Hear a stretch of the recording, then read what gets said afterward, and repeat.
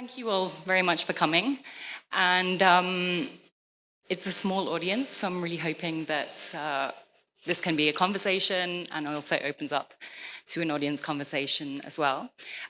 What I thought, we're going to start with some brief introductions, let everybody introduce their work, and then I'll also speak a little bit on how we might frame this conversation across the speakers.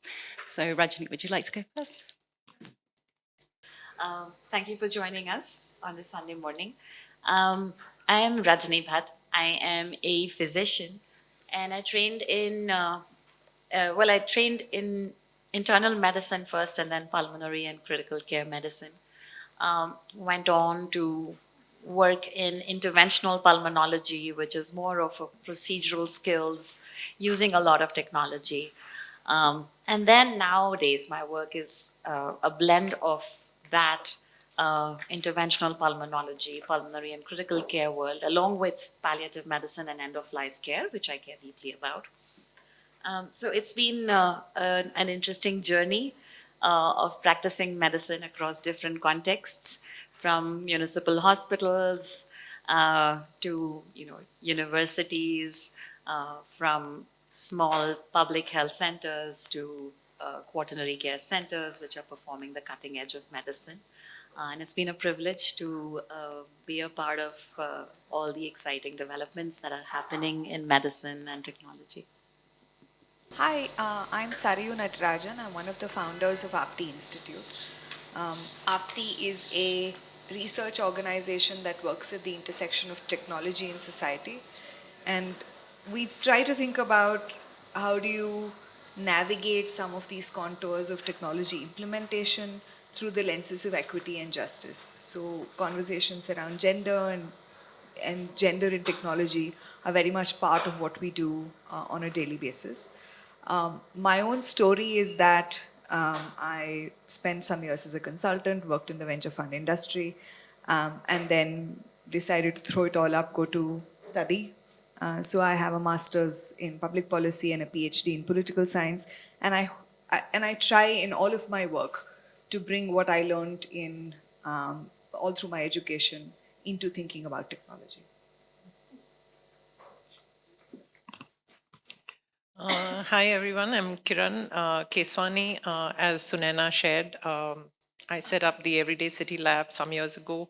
Was in a design practice, the conventional architectural urban design practice until that point, but I had sort of started getting interested in how cities work. So that's what got me into setting up this lab. And while we work on public spaces, we also believe that in the Indian context, the street is the predominant public space. So that's what we keep saying at the Everyday City Lab. And we like to do a lot of research on how people move, behave, act, trying to work towards people-centric urban design planning. So that's what we do. Yeah. That's Thank you all. So I'm very humbled to be on the platform with the speakers. I'm feeling wholly underqualified, but it is, I hope, a really fantastic opportunity. It is for me as a designer to a lot of conversations around design are had by designers, and there's a lot of navel gazing. So I'm very excited to have such a broad panel.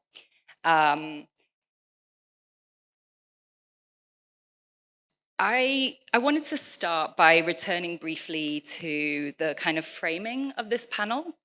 So I was thinking about why I'm here. As the introduction said, I'm a design historian. I'm also a designer, work professionally as a designer.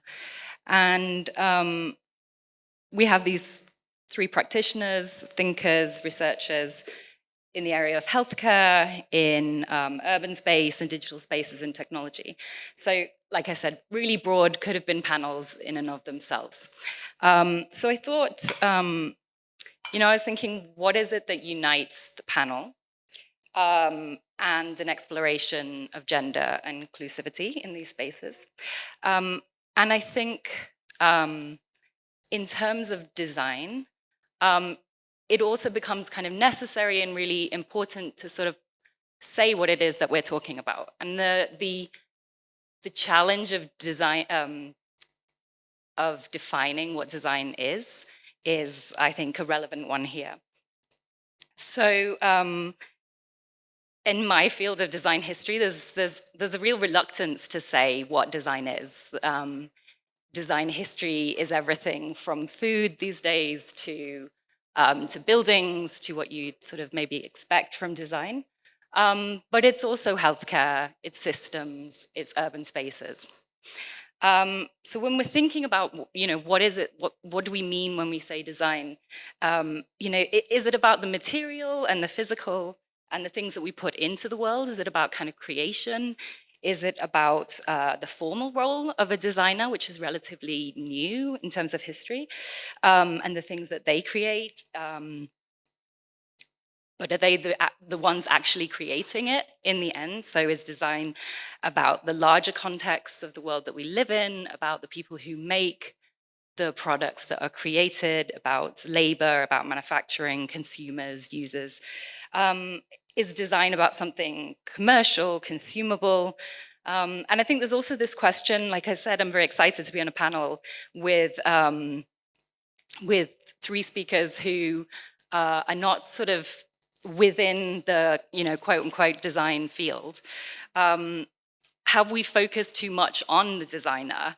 Have we given a bit too much credit to how much designers enact change or change the world in which we live? So I think these are kind of interesting questions for me. So what I wanted to just do in terms of thinking about that was return really quickly to the framing of this panel. So the panel is called Left Off the Blueprint. And I'm going to read the description because I think it's quite interesting. Good design is invisible. Bad design is something women navigate every day. In public spaces, designers have rarely looked closely enough at how women actually move through streets, neighborhoods, informal gathering spaces. And in digital infrastructure, women's needs and safeties are an afterthought, if considered at all. And in healthcare, the gap is darkest. Still, a space meant for healing leaves too many women negotiating their right to be there, be it fair inclusion in clinical trials or access to safe examinations. So I think the description of the event is a fantastic reflection of how difficult it can be to say what it is when we're talking about design. So the panel examines what it would take to change these systems to include those left off the original blueprints. So that was the description. And I think this description points towards a definition of design that is about intent and intentional creation of something. And so that's what I'd like to focus on today, is this idea of intention in these spaces, or I expect we'll talk about lack of intention.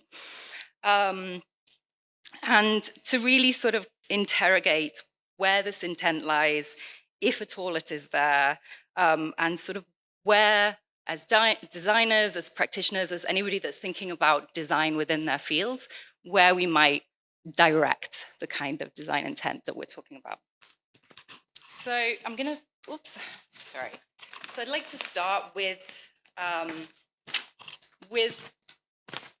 perhaps the two panelists whose spaces, kind of the spaces in which you work, sort of fit most directly into this idea of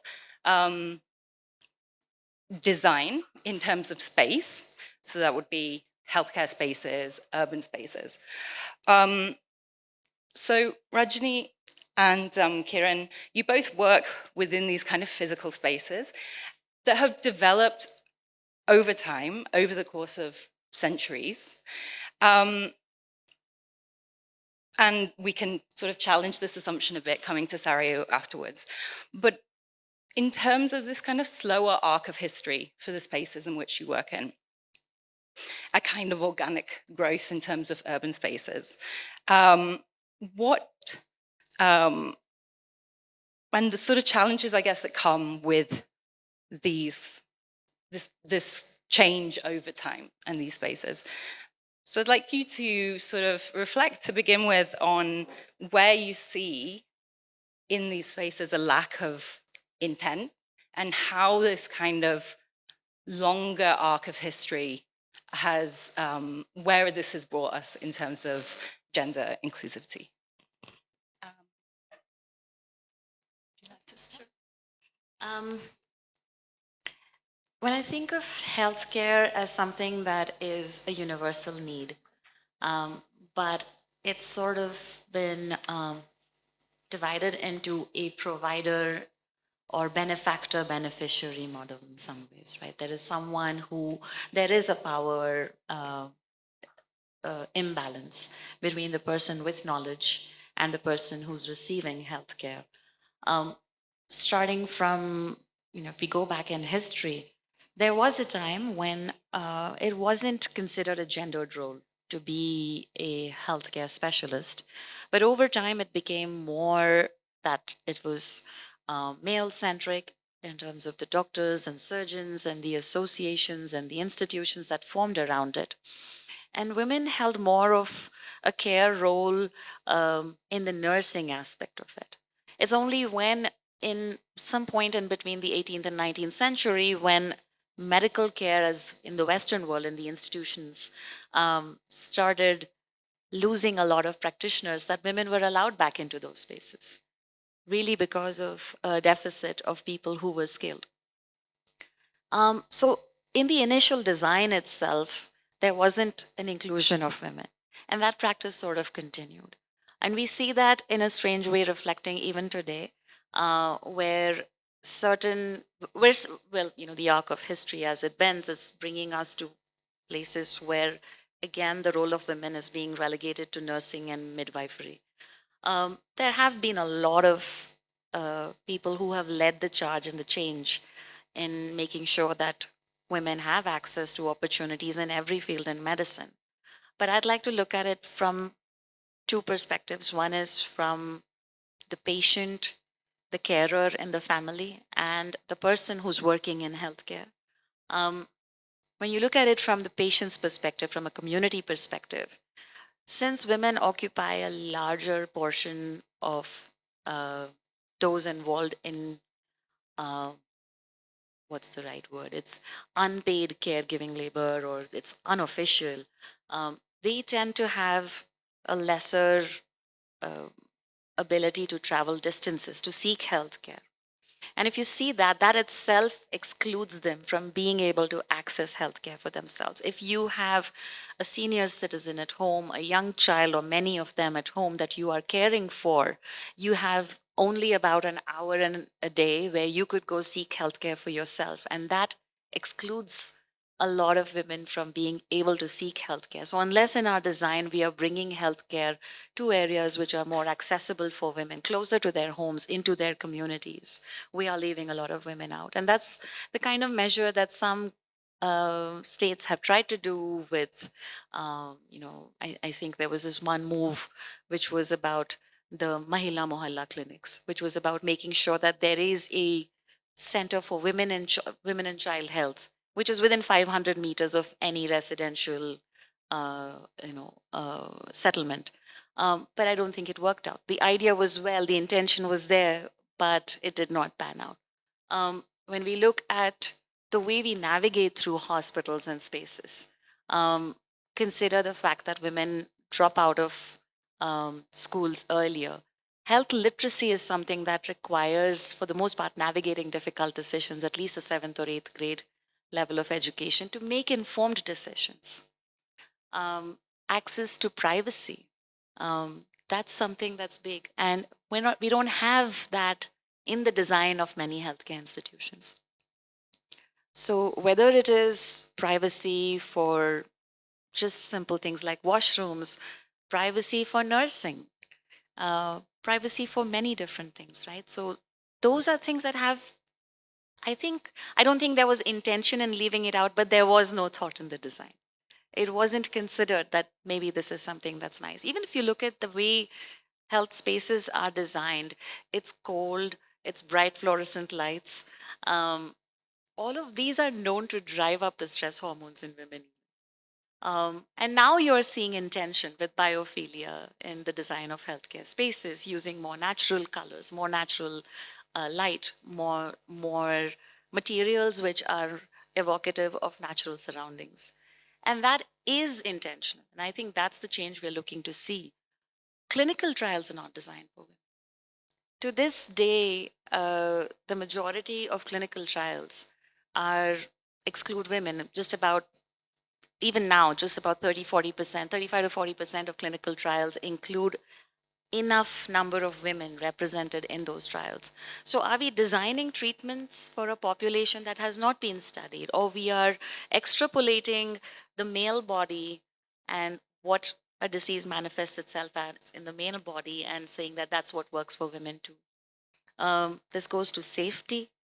Crash test dummies, only recently do you have female crash test dummies, whereas women drive everywhere across the world. But we don't have safety norms for them. The amount of research funding for women's issues. So there's so many things, whether it's in spatial design or clinical trial design or treatment design. And this is what we are teaching to people too. And especially in the age of AI, I think it's important that all of this gets included. Otherwise, the biases that have existed so far will continue. We all heard and saw with horror and sadness about what happened a couple of years ago at RG Kar. To this day, medical colleges do not have adequate safe spaces for women who are studying and practicing medicine to be able to rest while they are working. So there's a lot of work that needs to be done. Yes, we have come quite a way, but there's a lot that needs to be done. Thank you. Yeah, I think this also raises a lot of really important points about the general assumptions on which we design, which I'd like to come back to with Sarayu. I'm also very interested in this idea of designing spaces that are safe for women, and ideas of safety sometimes leaning towards segregation, and how we don't end up with a kind of metro approach where if you're in the women's carriage, you're somehow safe, but the larger problem is not tackled. So maybe these are some things that we might sort of circle back to. But Kiran, I'd like to hand over the mic to you. So, as I said earlier, at the Everyday City Lab, we've been sort of wanting to look at what are people actually experiencing out there. What are the lived experiences of people? If one were to look at public space design, it especially because much of what we do here in terms of design, a lot of it, at least in recent times, comes from the West. So we tend to borrow a lot from the West. And as far as urban design or public space design was concerned, somewhere in the 50s, some of the scholars, some of the urban design practitioners started to notice that urban design or public space design was becoming more of a geometric exercise. And I think that just drawing up a plan, sitting at your desk in your office and saying that, this is how the public space should work, didn't seem right. And it definitely doesn't seem right given that our context is so very different. So before we even sort of start to look at what it is for designing spaces for women in general, the focus has not been on people at all. So I think that the first shift that urban designers here are trying to make happen is how do we try to do something? How can this intent sort of move to reflecting ground reality? So I think that's kind of step one. But coming to the lived experience part, while we have been observing, lived experiences by walking the city a lot, I also, in this walking of the city and being a woman myself, had my own experiences, right? And I just wanted to, I had a little bit written out, so I'm going to read that. Um, it was something that, I just recollected when we were asked to be on this panel.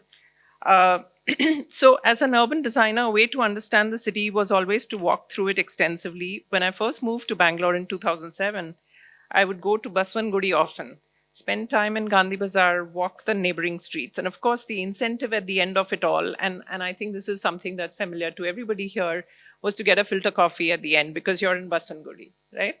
On one such visit, I remember walking into the Mahalakshmi tiffin room. I'm not sure if people are familiar, but yeah, great. So it's this, for those who have not been there, it's this really small place that refuses to change its interiors. And the charm, part of the charm comes from that. The menu doesn't change, the interiors don't change. So it's on DVG Road. I sat down there at one of the tables. One of the waiters quickly came up to me, pointed towards the family room, suggesting I could sit there. I said, nobody else is going to join me. They said, no, still, you can go there. I realized that while I was comfortable with sitting at that particular cluster of tables as you enter, where I then noticed there were only men sitting, the restaurant staff was not. So I got up, I moved to sit in the family room. And I think, of course, back then it was a unusual experience for me. I had lived in Bombay, I had grown up in Bombay. This was a little, but this whole thing about city cultures is another story. But as a woman, I was not supposed to do what I was doing, sitting alone, sipping a coffee, not waiting for anyone, and not engaged in household duties. So I think that kind of brings us to that in our cities, a woman's presence is more easily noticed. Someone might ask who you are waiting for, someone might stare, someone might assume something about why you are there, right? Um, and I think I'm just kind of going to finish reading the note because it is connected to this intent, which is totally, it doesn't reflect all of this. So the difference is subtle but powerful. Men are allowed to walk the city, occupy public spaces, to linger or to relax. Women, on the other hand, are always expected to justify their presence. If you're outside on the street, it has to be for a reason: work, errands, or for your children. You cannot be there simply to rest or to loiter. And across the world, research shows that women's use of public space is far more conditional and negotiated. Now, what do we mean by this? I think it's conditional because using public space depends on conditions of safety and infrastructure, what Nia is already, asking us to reflect on. The time of day, who else is there, whether the street feels visible or isolated, does it have clean toilets, and so on. It is negotiated because women are constantly trying to legitimize their presence. So I think this question of presence becomes really very overpowering here. We are trying to negotiate social norms. And I think the idea of loitering, of course, it has been written about. Some of us may have read this book by Shilpa Phadke, Samira Khan, and Shilpa Ranade called Why Loiter. It was written way back in 2011. And later, after the book came out, a very popular book, but after the book came out, there was also a campaign by the same name by another set of women. Things did get a bit better since then, but not in all our cities and not for all classes of women. So I just want to sort of stop with the question, how do we design cities where women do not have to justify their presence in public space? Right? I think the physical design of spaces tends to usually try to be an answer to simple needs like amenities and facilities and so on. But I think for us in our context, it's more about this question of, can I be there? How do I justify being there? Right? Thank you. Yeah, I mean, it brings up a couple of things for me. One, I was interested in this kind of description of urban space as a geometric exercise, if we're talking about the development of urban design. And I wondered how much that is kind of reflected in healthcare to some extent, this idea of the body rather than the person, and moving towards something that's more humane and more kind of focused on the person. I wondered if there was any parallels there in terms of who are we doing these things for. But the other thing it raised for me, this question of visibility, and it reminded me of, I lived in Chennai for some time, and then I shifted to Delhi, and I remember people telling me in Delhi, oh, Chennai is a very conservative city. And what they meant, for women, sorry, and what they meant was dress. What they were really talking about was the way that the women looked. There was more women wearing saris, more women wearing kurtas. But I always felt like, actually, I felt safer in Chennai. And I realized it was because of women being more visible, more on the streets. So yes, when I got on the Delhi metro, there was more Western dress. When I got on the train in Chennai, there was more traditional dress. But actually, I felt much safer in Chennai. So there was that. And it reminded me a little bit of the byline for this talk of sort of good design being invisible. And I'm wondering whether it sort of challenges that assumption as well, that perhaps some of our design interventions should be about making visible, should be about making space and making other people a bit uncomfortable because we've made space for women and taken some of that space. Coming back to sort of the assumptions that underline the way that we design, and I'm thinking particularly in terms of technology, we think about the digital space as this kind of new space. Do you feel that to be true? Have we challenged any assumptions in the way that we approach designing for the digital space? Thank you. Thank you, and thank you to both Ranjani and Kiran, because I all through their interventions, I was nodding my head enthusiastically.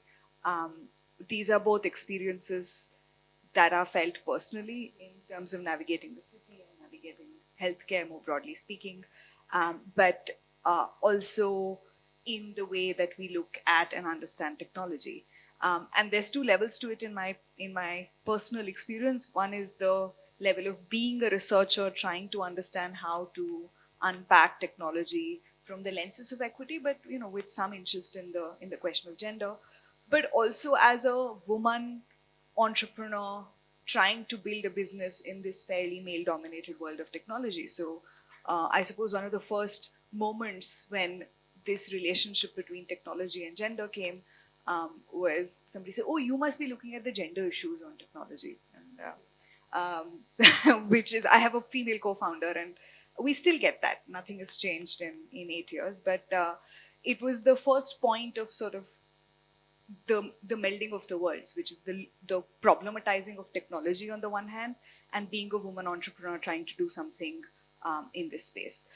But all of that apart, I think very much of what Ranjani and Kiran have said have resonated in the way we look at technology, whether it is in the imagination in terms of who technology is designed and built for, to the development, so the processes and the methods by how in which technology is developed, to the actual implementation of it. And there are examples that run through all of this sort of life cycle of technology development and deployment. In the imagination, there are several examples, but I think one that really strikes me is the idea of a shared phone. So women typically, and there's data, it varies by geography, varies by a class, varies by age, but the broader idea is that women do not have access to their personal phone. And the imagination of technology is of an atomized individual engaging with a digital space. So whether it is in, using the phone to do work, or, you might need to take a cab, but the idea of a Uber account is that it's one person, me, using my Uber account. So the imagination of technology systems and services is very much for atomized technology used, typically a power almost held by men in communities. So that's the sort of first pillar. The second is in the development, and there are sort of several layers to this, whether it is data sets having the predominance of the past in some ways. They reflect social structures in very, very real ways, to not even considering specific challenges that women experience in the use of technology, are again breakdowns in how gender intersects with the use of and design of technology. I think the specific example around implementation is much closer to home. The ID system, the digital ID system, Aadhaar, and ID systems have been now implemented globally, do not necessarily account for the awareness, access, or usage barriers that women experience. So in some communities, there are fetters placed on women's participation, going out. It's very regulated to times, to tasks, to certain interactions. But these systems don't encounter or engage with any of that. So you enter a ID center, there's no screen, there's no privacy, there is no ability for you to sometimes even make it to the center, which means that women are excluded from ID systems in the first place. So there's something in how technology is developed and then implemented that also excludes the participation of half the sky. So there's a very powerful piece of writing, Invisible Women by Caroline Perez, which documents some of these instances. But to the broader provocation of, do we see this in technology? Absolutely yes. And very much the inheritance of how systems in other domains have been designed. I think there's something really interesting here about sort of privacy, and it reminds me of an example that Rajani, you gave when we first spoke about the difficulty of negotiating privacy in a healthcare setting when you need to provide care, but you also want to offer privacy. And I think that the sort of tension between having privacy, needing privacy as a woman for several things in a way that it is not there for men, versus also kind of expectations of privacy or not having privacy. I wanted to come to this gap between intention and execution, and I wanted to really ask a question to you all about what really gets in the way. I'm intrigued, and maybe we can start with Rajani, about this 500 meters healthcare scheme, which I couldn't remember the name of, sorry, but you mentioned. I'm curious to know, what do you think got in the way of a scheme like that? What is it that stops good intentions translating? So I'm not really very familiar with why it didn't work. I think it really was about understanding how to optimize that space better. So it would be about really, I think, understanding what a woman's day looks like. What are the times that she is more likely to have access or have time for self-care, and then design the space in a way that you have the right resources at the right time when the maximum footfalls can come. So it was really, to what I understand, it was having the specialists needed, whether it was gynecologists or family physicians, who would be there in the time window that the maximum number of women would be able to access it. When you're looking at it from the policy perspective, you want to make use of that space and those resources well, but there's only certain windows in the day when the users can actually access those services. So I think that's one of the things that where good intention did not particularly lead to the best implementation. And I'm sure there's ways that we'll learn and figure out how to work our way around it. Um, I do think it's important to understand that sometimes the lack of intention just comes from never having given it a thought. We, as the interventional pulmonology group of women in interventional pulmonology, would hold this conversation at some of our annual conferences. And it was meant for women to gather and discuss their challenges. And we started inviting the men to these meetings. And they were like, well, it's for you. I said, no, come listen. Maybe you will learn about something that might help you too. Um, and initially, it was like, oh, okay, I'm doing this just because I'm in a leadership role and I need to know what's happening so I can create a more safe space for my women trainees or something like that. But it really was like a light bulb moment for many of them when they realized that instruments were not designed for our hands. If you take the average size of an Indian woman, if you take the average size of an average woman across the world, the majority of instruments are designed for a male hand. Um, when I went into in an operations theater or any kind of space which needed me to be a sterile, perform a sterile procedure, I'd ask for my glove size, and I'd find that it's not there. It's not stocked. And mine is amongst the largest women's glove sizes that's there. And believe me, there would be plenty of women and men in that space, not in a position of power, not doctors. Maybe they would be technicians or nurses, but who wouldn't have the authority to ask for the perfect size glove so they would work with best efficiency. So my coming into that space and demanding that they stock my size and sizes smaller than mine meant that shorter men and women also got access to the right personal protective equipment, masks, gloves, whatever that is. So sometimes designing for the person who needs I'm not going to say a little bit more. I think designing for all body shapes and sizes and um, functional efficiency means that everyone gets served. Um, there's so many examples in medical instrumentation which is about this. I think one that Subha speaks of often is how certain instruments in gynecology were designed more for the comfort and access of the male physicians to be able to view the body rather than the comfort of the women who were undergoing a procedure.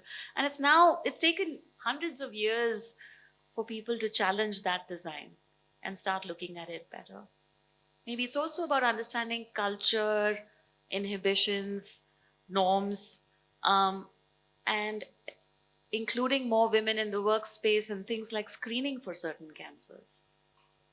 Socially, certain communities will not want women's bodies to be examined by men. But are we empowering enough women and educating them and then saying that uh, let's take these healthcare workers to the spaces where women need it most? We have ashas, the backbone of the Indian healthcare system, but they're not workers and they're not given the same kind of power that healthcare workers get. I mean, the full form of it is an activist. Um, so there's so much we can do in terms of designing ways of providing and bringing that access closer to women if we truly put our minds to it.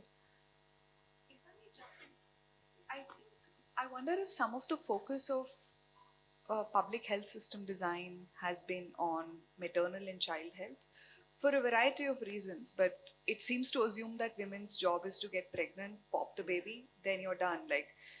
And so some of the structural struggles, and I know far less about it than you, have been because you have no imagination of a woman outside that job of getting pregnant and having a baby. And so but yeah, just sort of the imagination of what the role of a woman is, which seems to be the common thread of amongst all of us, which is that you have to negotiate, justify, explain that you are a person beyond your deemed functions of maternity. So So you see that that's starting to change a little bit now. Maharashtra has menopause clinics. Wonderful to acknowledge that women go through certain health changes which are physiological but will challenge them in their ability to do what they want to and perform their personal and professional roles and live their lives loiter. um, you know uh, I like the idea that it's being given that visibility in a state's health program. But I am also concerned that it should not just be a checkbox. Again, borrowing from how we just assume things about women. We assume menopause is just about a lack of hormones. And very interesting research coming out from how experts in trans studies are using their expertise to help women in menopause, because they're looking at it from what do you want to feel and experience in your body and your life, and not just, oh, this is a deficiency, which is a very male lens of looking at menopause. So, what is it that you want? Designing for the person, right? So, it's person centric design of treatment, not disease of or condition. Thank you. Kiran, would you like to add in terms of urban design where you see sort of good intention, not material? I feel like there's many examples of this that I can think of, but perhaps you'd like to reflect on So, I mean, if one were to look at the larger scale, the design of cities, since we're talking about public space, urban space, uh, the kind of system that we have in place is, we would draw up a master plan for every city that we have, and this master plan is typically drawn at a scale of 1:10,000. Um, there is, and I'm going to sort of bring this in a little bit, because even amongst planners and urban designers, we don't talk about it enough. And I think it's good for a general audience to know that, the gap is so huge there. So um, we have this master plan system, which is not only 1:10,000, but it's a master plan that's drawn up once in 5 years. Uh, and and if we need to understand what's happening on the ground, there was a provision. So there is, something called the Urban and Regional Development Planning Guidelines, which did have a provision for an annual plan. Right? There was a regional plan, structure plan, development plan, and an annual plan. Annual plans were supposed to have been drawn up by the local municipality at 1:500 or 1:1000 scale. Now, that has not been implemented in any city in the country. But if that had been implemented, what it would have forced us to do is to zoom in into what's happening on the street. And we would have, given that in our cities there is so much informality, it would have zoomed in and captured all that informality. It would have captured the movement of people. It would have captured how men are using certain spaces, how women are using certain spaces. It would have given us the possibility to focus on these things a little bit better. But since that doesn't exist, these things just don't get documented. So I think, like I said, it's often about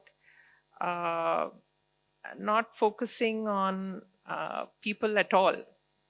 And as far as women are concerned, yeah, there are independent studies that are happening now. More and more people are trying to identify how women are using spaces. So that's happening. But I think we really are still really far off from how our systems are designed and what we actually need. Yeah. Reminds me, some of the work I do is around Chandigarh and the history of Chandigarh. And there's the story of Corbusier. I think he visited a few times, but essentially designing the city from his office in Paris.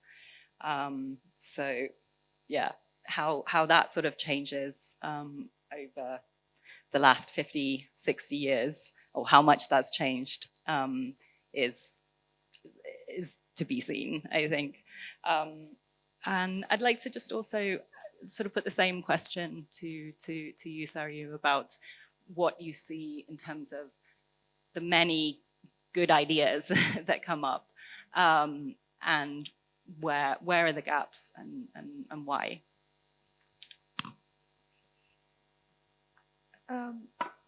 Thank you for that. I think there's two parts to it. I think, like was previously mentioned, there has been, over the last few years, a lot of intent in trying to quote unquote fix this problem, but there's of course the challenge of it being reduced to check the box, and we just do this. I think we were sitting earlier in the day talking about it, like this is shrink it and pink it.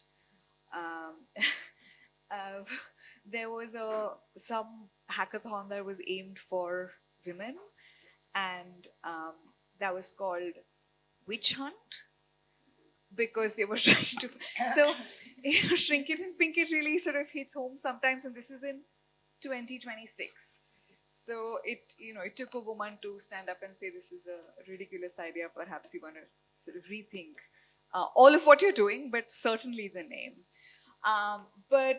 So intent and action are not necessarily matched, but I think in this space where there's sort of this blundering intention, there is a lack of imagination in some senses. There are actually very affirmative ways in which women have actually jumped in and used technology. For example, the use of WhatsApp, repurposing technology. WhatsApp for safety groups. So we've seen women drivers on Uber use WhatsApp groups to just update each other of location. So they will say, hey, I'm here, and especially in areas that are sort of designated as dangerous. So there's a process of reclaiming the technology to suit your purpose and your needs.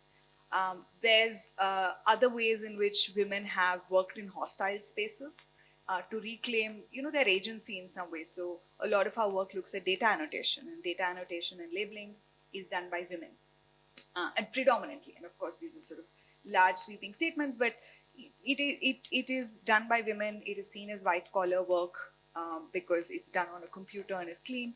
But again, fetters on how you use. So, and if women are caught doing this work and earning their own money in some communities, there's strict sanction. So what they do is they'll have a appointed person standing near the terrace where they all hide and do the work. So they will put it in their pallu and do the work.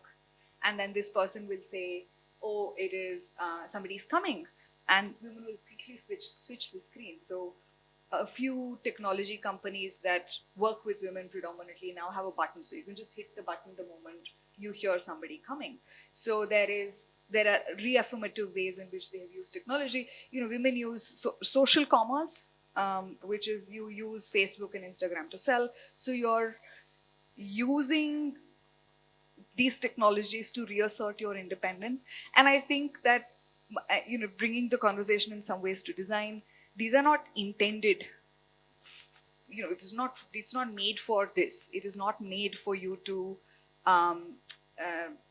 build a safety network. It is not made for you to have to damage or repair the damage that has been caused by how technology systems are imagined, but women are doing it. And I think to me that brings in the conversation around intent, acknowledgement of labor, because this is all work. Like you have to figure out how to repurpose either through a human system or reimagining the way technology is designed in and of itself. So, to bring the conversation back to intent, this was none of it was intended for how technology was meant to be used, but it is. And so that's just cool. One of the things that ends up having impacts women's career a lot, and you hear HR professionals talk about it, is marriage, motherhood, mobility being the 3 M's that disrupt your career. And I think it's wonderful, and I wish people would leverage this a little more. COVID showed us how so many more women who had dropped out of the workforce were able to re-enter it in a big way using technology. And I look at women in medicine. There's a big leaky pipeline. Um, Countries like India, most South Asian countries have 50% of women in med school. That sounds great. When you get to the postgrad level, it's down to 30%. When you get to clinical sciences, it's down to 17% 5 years after postgrad, and it's literally 11 to 12% women practicing in specialties, say 10, 15 years beyond. And they will sometimes have to take breaks in their career. They will be penalized for it as well in terms of, loss of growth in whatever sense. And I really think that we're going to be seeing a space where uh, we need to design teams in a way that it includes uh, this workforce, these people with so much of training who have so much to give. We saw women in retirement come out of their retirement during COVID times because there was a huge need for doctors to address simple concerns because people were not able to access hospitals. And I really hope that that's something that we can continue to have seen that slump down again post COVID. We shouldn't need a pandemic to keep that change going. Thank you. Yeah, I think, what you were saying, sorry, also again, sort of for me, raises this question of kind of defining design in these spaces and who is really the designer, the ways in which technologies get used by the user. And I think there'd be arguments to say, then who's the designer in that case? I suspect there is some design professionals in that more traditional sense in the room. So I'm curious, for all of you, for people who do work in direct sort of design fields, who should they be working with? I think sometimes, particularly in the recent past, there is a sense that there's a kind of power in design, and I think sometimes that's allowed designers to have some really fantastic ideas, and lots of money gets invested, and then it just falls flat. So without necessarily looking at something like co-design and these kind of ideas within design of how we collaborate with people, I'd like to know from you and from the work that you've seen and the projects that you've seen succeed and not succeed, who do you feel that designers need to be working closely with to make these systems and products and spaces successful in terms of gender inclusion? Would anybody like to? Yes. Sorry. Go ahead. First of all, I think people should be working with designers, not designers working with people. Like, especially in the domain of technology, anybody who's thinking of technology should reach out to a design. I mean, that's the ideal world, but it should be that way, not the other way around. But there is some work and labor that is needed in sort of identifying where the right spaces are, what are sort of more ripe for intervention and engagement than others. And that, of course, is a valid kind of conversation to have. But I think the goal must always be that if you're imagining a technology, you must imagine or co-imagine that or co-build that or co-construct that with somebody who understands how, like the real needs and aspirations of the population. So that said, I think in the context of technology, there is space at all levels to engage, and there are sort of different formats or themes of engagement. In the context of the imagination, bringing in knowledge and understanding of sort of different typologies. I'm perhaps misapplying the design language, but trying to understand patterns of use, engagement, even aspiration and desire is something that can be a critical informant to the imagination of technology.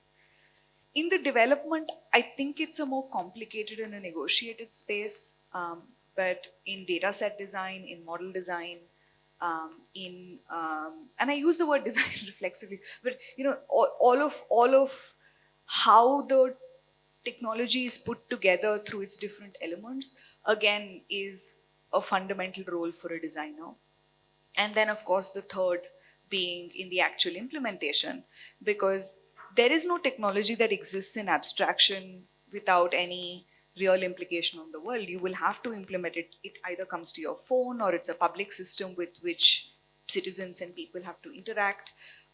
So having the lens of somebody who again understands aspirations, the ability to think about the arrangement of space, are all ways in which technology can be imagined to be better and more inclusive.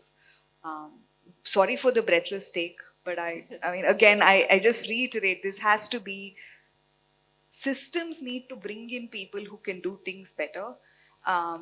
Not just from a functional sense, but like just, it's unjust to be designing or building things that, again, exclude, don't even consider, don't even imagine half the world. So.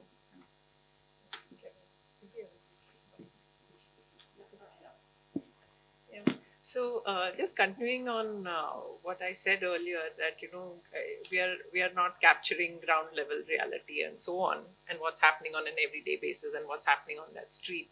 We tried an experiment a couple of years ago, an experiment that ran for almost 2 years. It was very simple,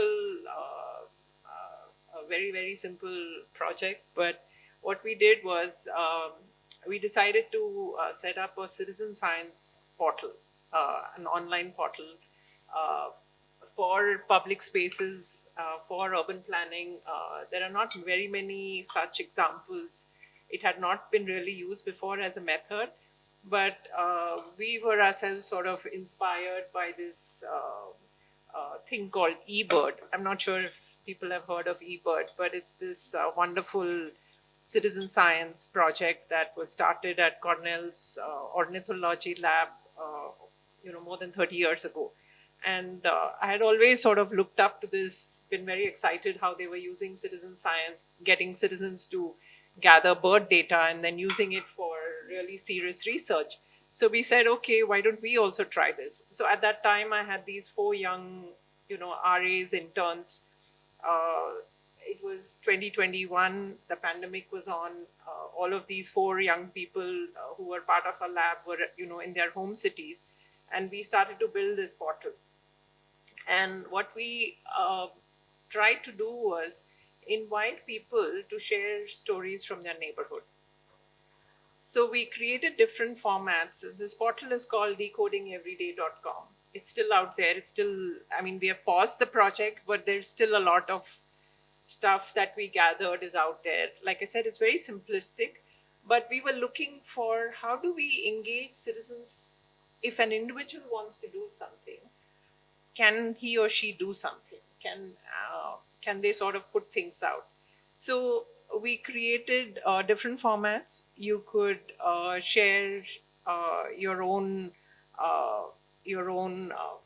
maps, because in our work we use this participatory mapping, and mental maps are created very often as part of the project. So we encourage people to share a map that or a diagram that they had drawn themselves of their neighborhood. There was a possibility to share a 1-minute video. And then there was something we called a City Remembered section. Now within the City Remembered section, we had different series. So we had one which was called Women in Public Spaces. We interviewed a lot of women, and we just recorded these as audios. The audio recordings were uploaded, and all of this is, out there. Anybody can go and listen to it. They can use it for research. They can just listen to it out of curiosity. We were interviewing people about how they use public space. And different kinds of women, we had homemakers, we had doctors, architects, all different kinds of women. And then we had an Ask Your Grandparents section where we actually interviewed a lot of grandmothers. It was very interesting to see what grandmothers had to say about their neighborhood. So there, we had somebody talking about Connaught Place, She described very visually how her husband would take her out for a morning walk in Connaught Place. And she's describing to us Connaught Place of 40 years ago. And it was not just us reading this Connaught Place from 40 years ago, but it was also listening to her and thinking to ourselves that the way we perceive public space or the city has also changed. What she was wanting to tell us was very different from what one of us might have said if asked.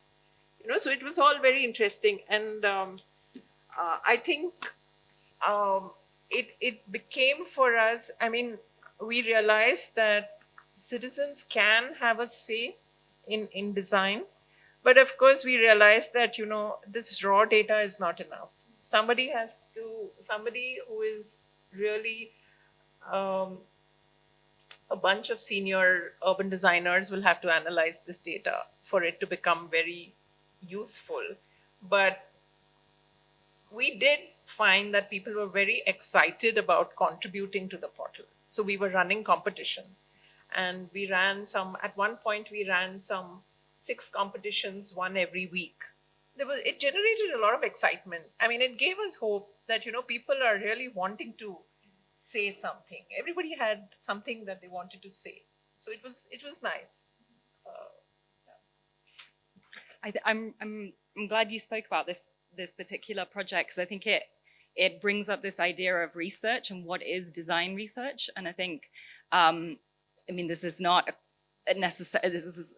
necessarily true for all designers, but a lot of design, particularly spatial design, I'm sure it's elsewhere too, is commissioned by a client. There is a research component, but what that research really looks like can just vary massively depending on the funding, depending on who the designers are. And it reminded me of a researcher that I know that is looking at office design and the history of office design, and how offices are kind of thought of by architects, specifically how architects think about offices. And she was looking at what sort of research architects do to create these office spaces. And what she sort of highlights in her work is that largely the architects are talking to the client who's commissioned the project. And of course, there's reasons for that, there's financial reasons for that. But what she identified is also that there is lots of research already done that is available. And if we're thinking about offices, then we're thinking about labor. And labor studies is one space that rarely interacts in this way with architects when they're thinking, or architectural studies rather, when they're thinking about the design of office spaces. So I'm glad you brought up this point about sort of what is research in terms of design, and how can it be different. Rajani, would you like to? So about who should designers be speaking with when it comes to developments in healthcare? I think healthcare it really must be the patient's journey that we look at first and foremost. That is central. But at the same time, it is a challenging experience for everyone who is working as a healthcare professional, whether it's doctors, nurses, technicians, anyone. And I feel like the healthcare system so far has been just very functional, but not, and it's only now that it's starting to look at people's journeys and say, how do we design for healing, for health and wellness, really? Not just designing for curing disease or just fixing a problem, but really addressing health at large. So that would require a lot of engagement with communities. And I think the reverse is true. As Sarayu said, if as doctors, if I'm saying that the system isn't designed for my efficiency, then we as doctors need to speak to, whether it's people who are in manufacture of instruments that bring in ergonomic design. It's not just going to be for women, it's going to be for anyone. And that's interesting because that is something that one of my colleagues has just got a paper that's out next week, and she was looking at injuries, musculoskeletal injuries in women who do interventional pulmonology. There are similar studies in surgery as well, but what happened is that she discovered that it's an equal number of men and women who have injuries. It's just that there's more women in the field now, so we're talking about it. The men didn't. So just the fact that we're talking about it is going to bring in ergonomic design change, which will help everyone, right? So I think listening to the users, as you said, maybe the product design was done by someone who only spoke to a small group of people and not everyone who would use it.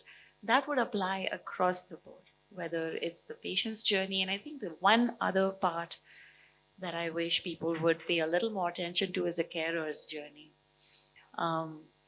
Because we tend to think of patient, doctor/nurse, but there is another person in that journey, and that's the carer. And you look at the design of any hospital room, you look at the design of settings like operation theaters and ICUs, and it's the carers who are left without comfort very often. So those are things that I wish would change more.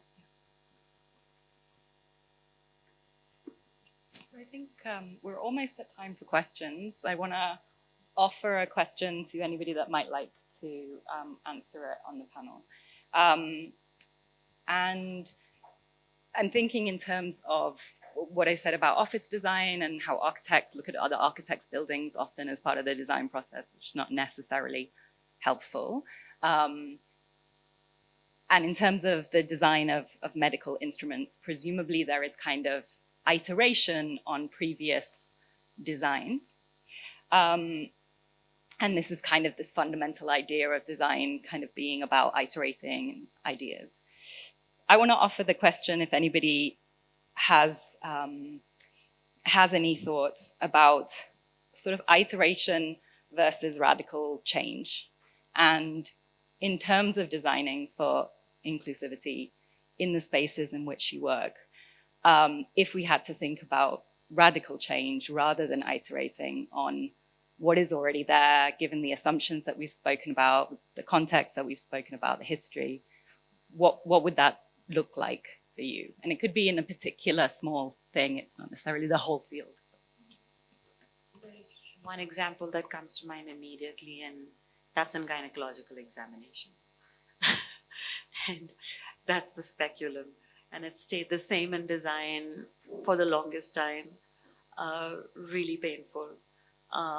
And it's undergone radical design change because they decided to think of it, just rethink the whole thing from anatomy and look at it from that perspective rather than the perspective of the examiner.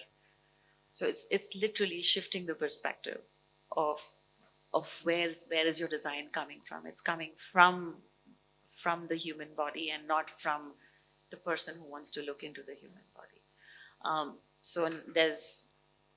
And if you look at it, the shape, the functionality of it, the reusability of it, the empowerment of the patient themselves to be able to do a self-insertion rather than a doctor doing it, they've really shifted the way that women will now approach their examinations with less fear.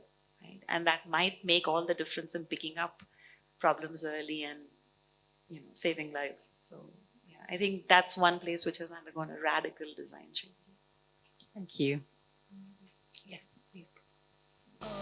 So just again connecting to the question that has been on my mind about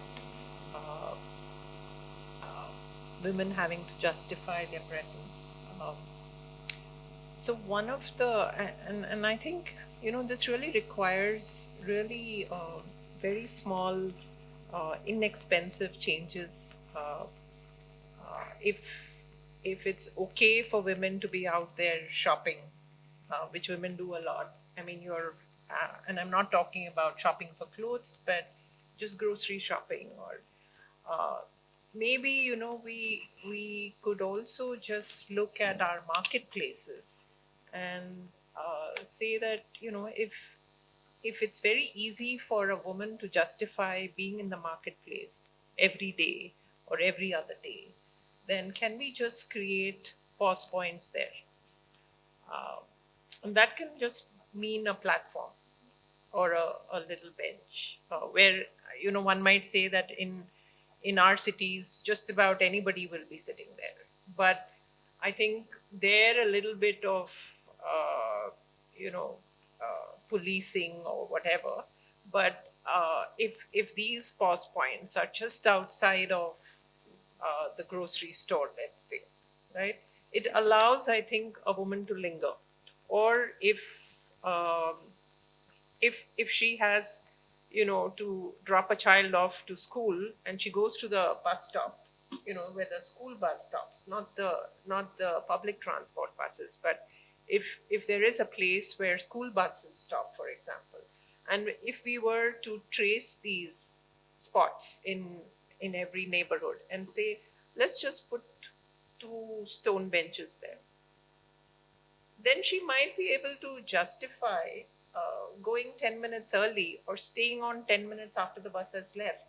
And you see this, actually, we see it also, right where we live, that um, young women are going to drop their children off to the bus stop in the morning around 7.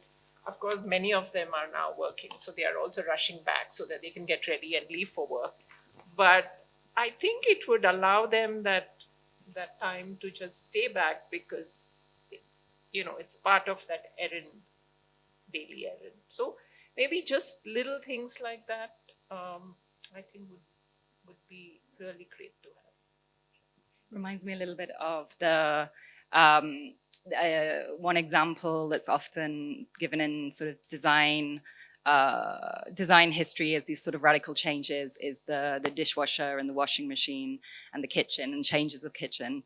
And I remember a scholar in Chennai once pointing towards the shift from communal collection of water and cooking to closed-in kitchens, and how that took actually away this space to meet and spend time. And I think it's really interesting challenge to how do we kind of talk about this in a way which is, there's more labor in going to collect water. Let's, it's not that we want to glorify these things, but what does it mean to say that now also this has come out of it, this kind of segregation in the kitchen where you don't see your friends, you don't have time. So I think that's a really interesting example of this. I'd like to say that the fundamental reimagining of technology as an atomic engagement versus a community, and this is partly about women, but I think speaks to very many concerns. Urban governance, communities have problems, individuals don't. Your streetlight doesn't work, it's 5 houses affected. We've seen Uber drivers share phones and share the car, multiple logins. And it's not like governments or companies have not done it, but the starting assumption that it is one person, one device, one technology, one channel really needs to change. Like, the enabling communities to use technology as a resource and a tool to participate in business, etc., is really it. Yeah. Thank you.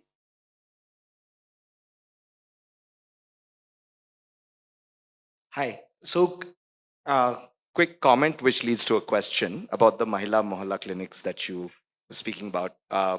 Since I was part of some part of that design, and keeping aside the politics of why it failed, um, I think one of the reasons, and it's best viewed in the context of another scheme which was done at the same time, which has caught fire all over the country, which is the free bus rides for women. Both came up at about the same time. And I think the free bus rides for women had a natural demand aggregation and then growth, because it allowed for what Rajni was saying, that it allowed women to use buses at a time that suited them. So the demand sort of aggregated. In the Mohalla clinics for women, I think it needed more time, if I were to say that, for that demand to aggregate and come together, for women to recognize that, oh, this something like this exists, tell each other, create a group around it. And I think that time just wasn't enough. And obviously, the government shut it down before that. But the question related to that is for, and we'll keep it specific to gender since that's been many of the examples. Just the question is that when an element of design comes up, which groups working in advocacy groups working for equity in gender per se um, can latch on to. I think the question is whose job is it to make sure that that demand keeps aggregating, and somewhere there's an advocacy component of that goes missing. Uh, Especially when government tries to do something and it's not really picked up, if I might. And so, what's the role of advocacy groups there? Like I think that I would like any of you to answer whether, in your experience, has that worked, has that not worked, or has it again been one of those things that it's a blind spot? And Kiran, to your point, a bench with books would be great, no?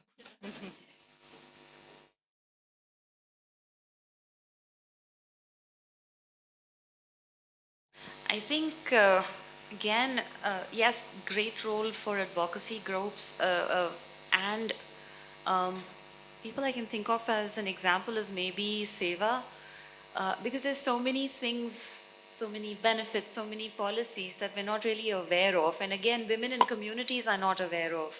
So it's been women's collectives like Seva which have gone into the community and told people that these benefits exist and these options exist.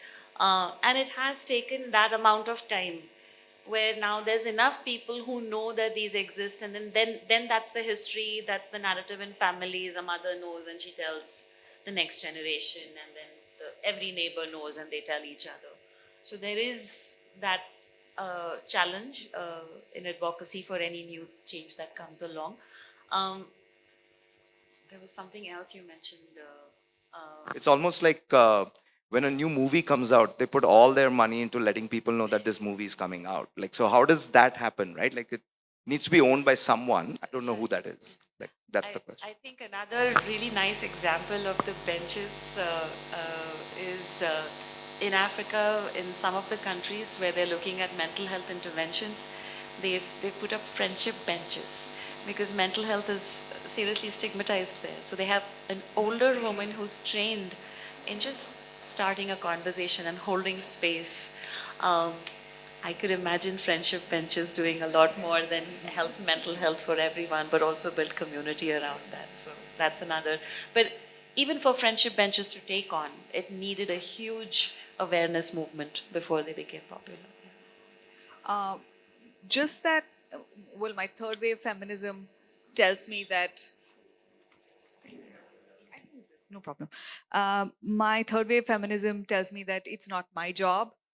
It has to do, somebody else has to do the labor. But but there's a tricky question in there because whose job is it? One is whose job is it to fix, and then whose job is it to then sort of transmit, drive adoption, etc. There's two parts to the thing. One is, of course, being very careful of not making this the job of the person who is quote unquote does not have power. To it should not become your responsibility to not just create the solution but then disseminate, make it this, make it usable, etc. The other is, I think, thinking about frontline civil society as it exists. There is particularly from the lens of technology, there is a little bit of a capacity gap around how do you problematize, and then how do you think of the solutions and how do you drive it. So part of the work is, of course, actually driving the work, but then enabling these organizations to do so in the correct way. So how do you help a civil society organization to use the computer service center to file a complaint and get the document that you need? So I hope, but I think the two big points being, one is be careful of whose job it becomes, and then once it is somebody's job, make sure that they have the right capacities to actually do what they need to make some of these good things work. And it's not like there aren't good things in this world. So in that decoding everyday project that I mentioned, we realized our biggest challenge really was getting citizens to contribute because people didn't know that the portal existed. It was really the biggest challenge. And 1 year into having put something out there, we really wanted people to know that the portal existed.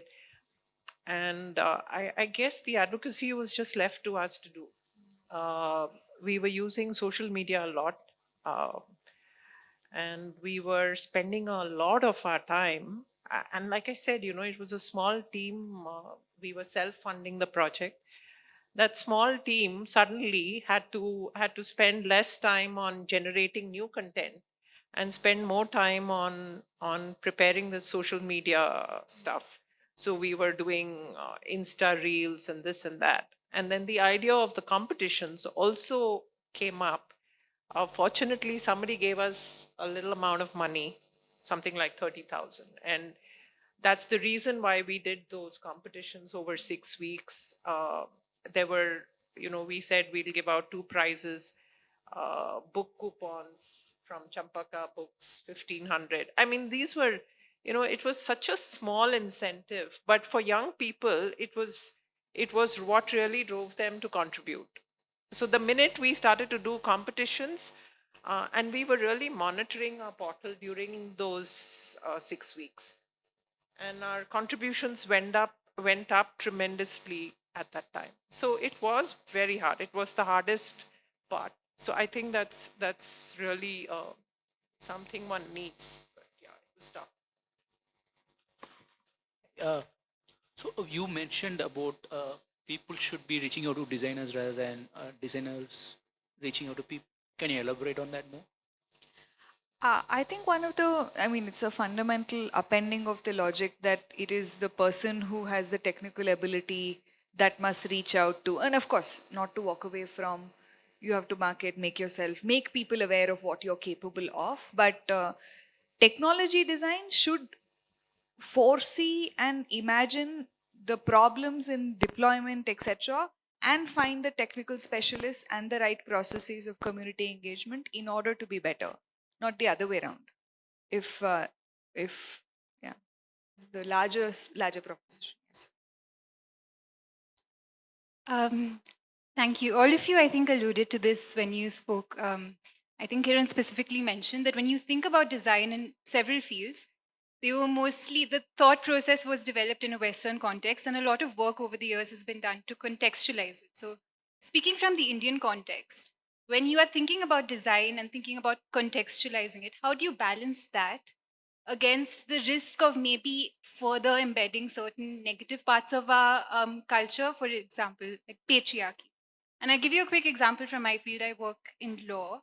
And recently, a court judgment said, on sexual harassment laws, it said, this is a Western concept, and we need to think about the Indian woman and the Indian context, which is great, except that when you think about the Indian context, you're often imposing modesty norms that our culture dictates. So when you, as thinkers and designers, from your lens, like how do you balance like the aspirational aspect of design versus designing for a practical reality?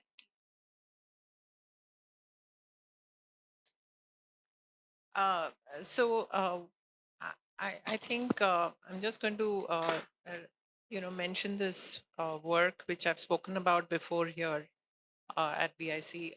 We have been working for many years, almost 8-10 years now, researching tree shrine spaces in Bangalore, or Ashwath Kattes as they're called. And there, we were looking at it. This, I mean, it can't be more Indian than that, right? So we saw that these were religious spaces. And initially, of course, we were just fascinated that uh, in a city like Bangalore, IT metropolis and all of that, uh, almost every neighborhood had these tree shrine spaces, and people were continuing to worship here. So we started to study them because we couldn't sort of understand why they were still so popular. What we started to realize over time was that they were not just religious spaces, but they were very good social spaces, or, again, to use a Western term, these were very good third places, not home, not work, but outside of home and work. Uh, and then we got very curious that is it just the older generation who are coming here? And again, fantastic example of being able to justify your presence, because you could say back home that you're going to the uh, temple or the katte. You could justify that, but we decided to do a 3-month study focusing only on how women were using these spaces, and found that the younger generation were also hanging around. And what were they doing? They were on their phones, they were meeting college friends. It was just that it was accessible, because these are there at every, so the accessibility, being able to walk there just a little before you get home, or there's one right next to your college. And these are, remember, I mean, these are people trees. They're people tree shrines, so they are large canopied spaces, very well shaded. And in a tropical country like ours, just having a shaded space is good enough. So uh, it became for us a way to look at public space, and see, our idea, our intent was, how do we develop that Indian idiom of urban design? So in that sense, yes, we were getting that Indian context. But coming to what you were saying, that, what's the flip side of it?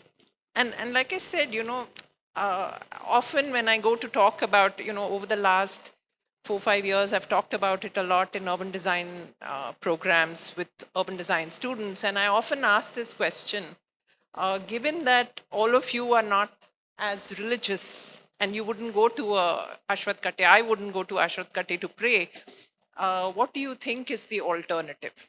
And also these spaces, because it's the tree, it's kind of this beautiful intersection between ecology, religion, and public space. So I often ask, how would you create a public space which is not sort of, dependent on religion being a part of it? Uh, so it's a bit hard. We are now ourselves kind of trying to focus on the shade part of it, so that we justify, the goodness, I would say, of this space, or the good design part of the space, if one might call it. Trying to ignore uh, the negative connotations that might come out of, our belief systems and all of that. We're just about to time. Sorry. I just wanted to address that aspect of it, the Western versus Indian context of practice, I guess. Most of our, well, modern medicine, the code of ethics that we follow with respect to what is autonomy comes from a Western construct of what is patient autonomy.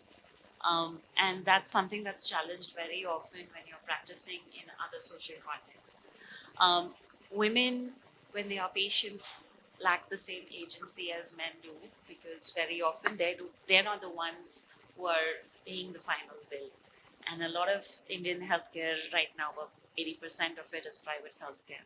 So, what is autonomy and what is consent?